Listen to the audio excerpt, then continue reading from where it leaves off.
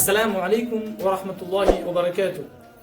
شیخ، قرآن شریف کی لغوی اور اصطلاحی تعریف کیجیے۔ لغوی تعریف کچھ اس طرح ہے۔ دراصل لفظ قرآن کے بارے میں ائمہ مفسرین اور ماہرین لغت کا اختلاف ہے۔ بعض علماء کرام کی رائے یہ ہے کہ یہ اسم عالم غیر مشتق ہے جو اللہ تعالیٰ کے کلام کے لیے مخصوص ہے، لہٰذا یہ محموز نہیں بن سکتا۔ اور بعض ریسپیکٹڈ اسلامک اسکولرز کا ماننا یہ ہے کہ لفظ قرآن لفظ قرآن سے ماخوذ ہے، جس کے معنی جوڑنے کے آتے ہیں، ملانے کے آتے ہیں، اکٹھا کرنے کے آتے ہیں۔ جیسے عربی میں کہا جاتا ہے قرنت الشیء بالشیء، میں نے فلاں چیز کو فلاں چیز کے ساتھ میں ملا دیا، فلاں کو فلاں چیز کے ساتھ میں جوڑ دیا، فلاں چیز کو فلاں چیز کے ساتھ میں اکٹھا کر دیا۔ لیکن راجح قول کے مطابق اصل میں لفظ قرآن لفظ قرآن سے ماخوذ ہے، یعنی قرأ یقرأ باب فتح سے ماخوذ ہے، جس کے معنی آتے ہیں پڑھنا۔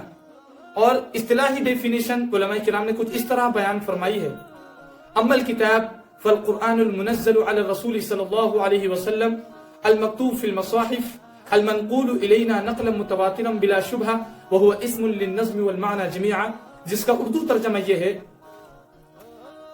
قرآن شریف اللہ تعالیٰ کا وہ معجزانہ کلام ہے جو خاتم الانبیاء سید المرسلین جناب محمد رسول اللہ صلی اللہ علیہ وسلم پر حضرت جبریل علیہ السلام کے واسطے سے نازل ہوا، جو مصاحف میں مکتوب ہے اور تواتر کے ساتھ ہمارے پاس نقل ہوتا ہوا چلا آ رہا ہے، جس کی تلاوت کرنا عبادت ہے اور جس کا آغاز سورہ فاتحہ سے اور اختتام سورہ ناس پر ہوتا ہے۔ شیخ یہ بتائیں قرآن کریم کو کتنے ناموں کے ساتھ میں موسوم کیا گیا ہے؟ قرآن کریم کے اندر اللہ رب العزت نے قرآن شریف کو، اپنے اس مقدس کلام کو متعدد ناموں کے ساتھ موسوم کیا ہے۔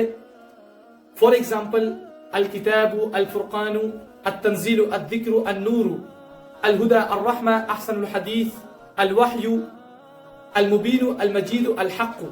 جو قرآن کریم کے کریٹڈ اور مخلوق ہونے کا عقیدہ رکھے وہ دائرہ اسلام سے خارج ہے، اسلام سے اس کا کوئی تعلق نہیں ہے، کیونکہ قرآن شریف اپنے تمام تر حروف و معانی اور تمام تر الفاظ و معانی سمیت حقیقت میں اللہ تعالیٰ ہی کا کلام ہے۔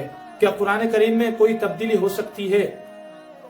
جی نہیں، قرآن شریف میں کسی بھی قسم کی، کسی بھی طرح کی کوئی تبدیلی نہیں ہوئی ہے اور نہ ہوئی تھی، نہ ہو سکتی ہے کل قیامت کے دن تک، بلکہ یہ مقدس کتاب اور عظیم کلام الہی اسی حالت میں موجود ہے جس حالت میں نبی آخر الزماں سید المرسلین خاتم النبیین محمد عربی صلی اللہ علیہ وسلم اپنی امت کے لیے اس کو چھوڑ کر گئے تھے۔ کیونکہ اللہ رب العزت نے بھی قرآن شریف میں ارشاد فرمایا ہے انا نحن نزلنا الذکر وانا لہ لحافظون، کہ ہم نے اس قرآن شریف کو نازل کیا ہے، ہم ہی اس کی حفاظت کریں گے۔